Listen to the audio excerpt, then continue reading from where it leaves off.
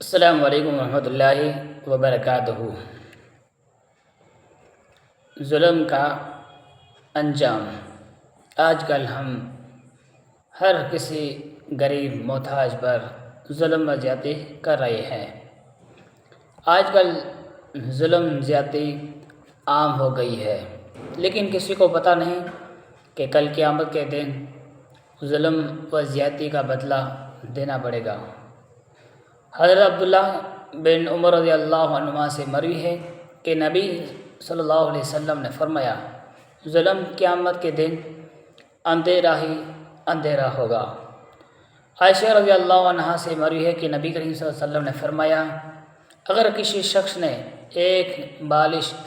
بھر زمین بھی ظلم سے لے لی تو ساتوں زمین کا طوق قیامت کے دن اس کی گردن میں ڈالا جائے گا۔ اگر نافرمانی سے، ناحق چیز سے، کسی محتاج یا مسکین غریب سے اگر ایک بالش زمین لے لی، ایک ہی ٹکڑا زمین کا اگر ناحق چیز سے ظلم جیسے لے لیا تو قیامت کے دن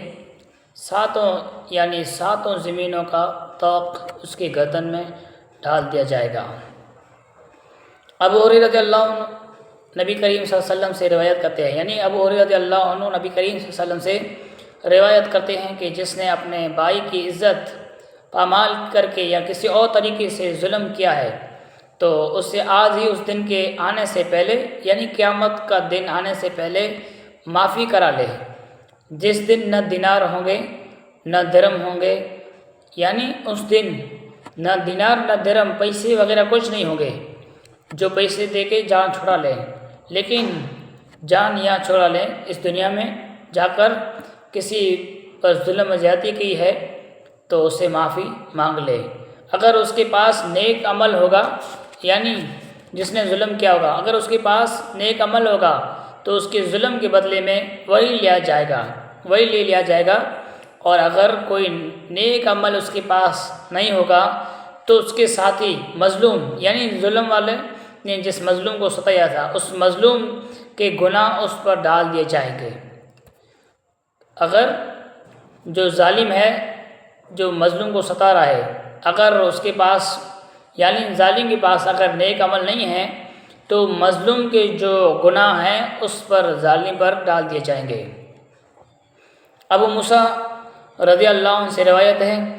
رسول اللہ صلی اللہ علیہ وسلم نے فرمایا، بے شک اللہ جل جلالہ